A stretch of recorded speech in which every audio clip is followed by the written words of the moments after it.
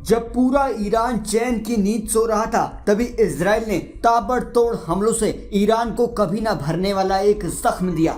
Middle east में कई सालों से तनाव का सेंटर पॉइंट रहे ईरान और इजराइल में इस बार लड़ाई आर पार की होने जैसी लग रही है, क्योंकि जिस तरह से अचानक रात में एक के बाद एक इजराइल ने ईरान के सैन्य और परमाणु ठिकानों पर बारूद बरसा दिया, उसे देखकर लगता है कि जल्द ही मिडिल ईस्ट में एक बड़ी तबाही आ सकती है। लेकिन बड़ा सवाल यह है कि आखिर इजराइल ने जुमे के दिन यानी शुक्रवार को ही ईरान पर हमला क्यों किया।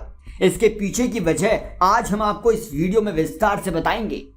तारीख 13 जून दिन शुक्रवार, जब इजरायली सेना ईरान पर ऐसे टूटी कि एक एक करके ईरान के सैन्य और परमाणु ठिकानों के आसपास से धुएं का गुबार उठने लगा।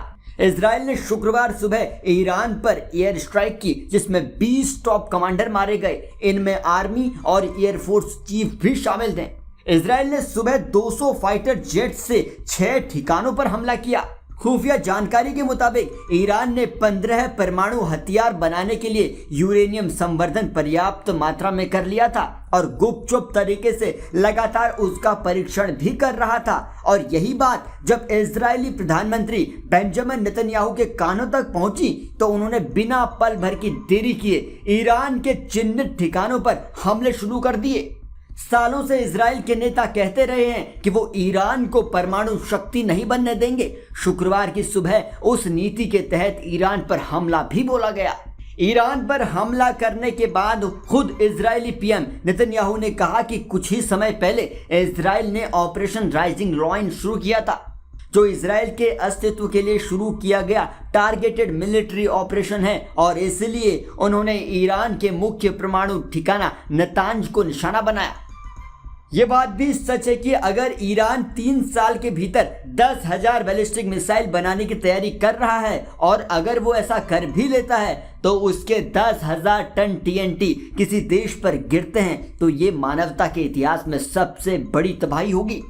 वहीं इजराइल का आरोप है कि ईरान उसके खिलाफ एक बहुत बड़ा षड्यंत्र रचकर उसे चारों तरफ से घेर रहा है। इजराइल का दावा है कि उसे लेबनान और गाजा में ऐसे कई हथियार मिले हैं जो ईरान में बनाए गए थे। यानी ईरान ने इजराइल पर हमला करने के लिए हिजबुल्लाह और हमास को हथियार भेजे, और यहीं से इजराइल कहता है कि ईरान उसे कई फ्रंट से घेरने का जाल बिछा चुका है। अयातुल्लाह खामनेई की तरफ से हमास और हिजबुल्लाह को खूब सपोर्ट किया ताकि इजराइल को चारों तरफ यानी लेबनान, यमन, सीरिया, गाजा की तरफ से घेरा जा सके।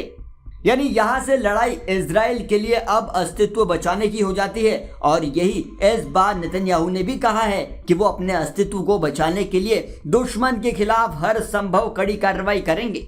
इसलिए शुक्रवार सुबह ईरान पर हमला करने की पीछे की वजह ईरान को उसकी भाषा में मुंहतोड़ जवाब देना था, क्योंकि IAEA की हालिया रिपोर्ट के मुताबिक ईरान 60% यूरेनियम संवर्धन तक पहुंच चुका है, जो हथियार ग्रेड यूरेनियम के करीब है।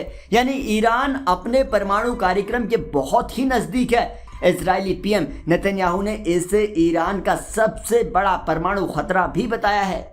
अंतर्राष्ट्रीय परमाणु ऊर्जा एजेंसी यानी IAEA का बड़ा बयान भी सामने आया। ईरान अपने परमाणु कार्यक्रम को लेकर जो नियम तय हैं उसका पालन नहीं कर रहा है, ऐसा कहना है IAEA का। इसके अलावा उसने ये भी कहा कि ईरान 1 साल से भी कम समय में 10 परमाणु बम बना सकता है। साथ ही ईरान परमाणु गतिविधियों की जानकारी देने से भी लगातार इनकार करता रहा है।